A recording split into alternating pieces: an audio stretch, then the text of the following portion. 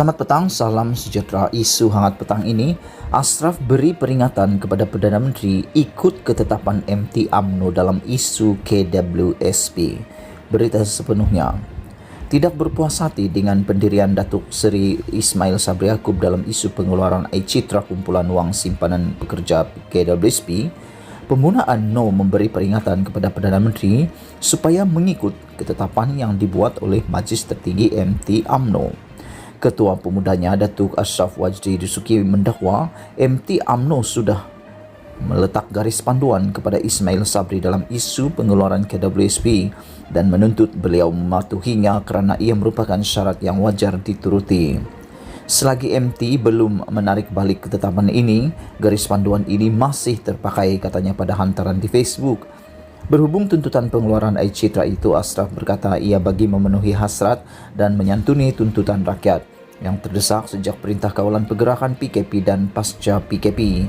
Jelasnya lagi, Presiden UMNO Datuk Seri Ahmad Zahid Hamidi hanya menegaskan kembali ketetapan MT UMNO pada 27 Ogos 2021 ketika menggariskan beberapa panduan utama kepada Ismail Sabri. Ashraf turut memuat naik kenyataan Zahid yang meminta kerajaan mengkaji semula keputusan untuk tidak membenarkan pengeluaran tersebut serta kenyataan media mesyuarat MT yang diperkatakan itu. Antara lain, kenyataan media itu menuntut kerajaan menambah baik pakej bantuan rakyat, moratorium tanpa faedah terakru, bantuan kepada pengusaha yang terjejas oleh pandemik COVID-19 dan pengeluaran e-Citra secara one-off dalam jumlah minimum RM10,000. Zahid dan Ashraf antara pihak yang terus memperjuangkan pengeluaran KWSP 10,000 secara sekali keluar, lebih-lebih lagi apabila beberapa negeri dilanda musibah banjir. Semalam, Ismail Sabri menegaskan kecaman dan desakan individu tertentu berhubung isu pengeluaran e-Citra KWSP tidak akan memberi kesan kepadanya dalam meneruskan usaha membantu rakyat yang terjejas akibat bencana banjir. Ismail Sabri tidak menamakan individu mendesaknya berhubung isu pengeluaran KWSP. Namun diketahui umum, Ashraf dan Zahid serta bekas Perdana Menteri Datuk Seri Najib Razak yang lantang membangkitkan isu tersebut. Yang tidak berpuas hati mengecam akan terus berasa begitu di media sosial. Masing-masing ada tugas masing-masing. Saya harap kita semua tidak terkesan dengan serangan yang dibuat kerana kita menjalankan tanggungjawab.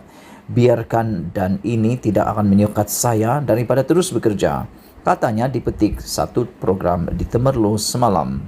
Dalam pada itu, Ismail Sabri menekankan pentadbirannya memberi tumpuan kepada usaha mencari penyelesaian jangka panjang masalah banjir secara menyeluruh bagi mengurangkan risiko dan jumlah lokasi terjejas akibat bencana itu pada masa depan. Jelasnya, perkara itu menjadi agenda utama Jawatan Kuasa Pengurusan Bencana Pusat sebaik sahaja operasi pasca banjir selesai dan ia melibatkan kerajaan negeri, kementerian dan agensi kerajaan serta pakar dalam bidang berkaitan khususnya dalam aspek pengairan dan saliran. Kita akan cari dan bincangkan apa sahaja modul yang sesuai digunakan untuk menyelesaikan masalah ini dan jika ia tidak boleh dilaksanakan secara serentak di Malaysia, fokus akan diberikan di daerah atau kawasan berisiko tinggi banjir. Rancangan jangka panjang memerlukan kos yang besar, tetapi ia membantu mengurangkan kos dikeluarkan kerajaan setiap kali banjir dan setakat ini kita telah membelanjakan RM1.4 bilion untuk bantuan sahaja dan jumlah ini dijangka bertambah kerana kita belum menerima laporan penuh kerosakan, katanya lagi. Sementara itu, Pengarah Ekonomi Perdana Menteri Shahril Sufyan Hamdan mempertahankan keputusan bosnya berhubung isu pengeluaran e-Citra KWSP dengan menjelaskan rasional di sebalik langkah tersebut. Semua maklum bahawa pinjaman dari bank atau institusi seperti tekun perlu dibayar semula.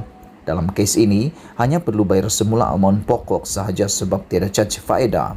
Namun, pengeluaran KWSP juga adalah konsep meminjam, iaitu meminjam dari masa depan sendiri. Kosnya ialah 5 atau 6% setiap tahun, iaitu pendapatan dividen KWSP setiap tahun. Jika kita keluarkan RM10,000 dalam masa 5 tahun saja, sudah rugi hampir RM3,000 kerana terlepas pendapatan dividen yang dikompaun dari tahun ke tahun.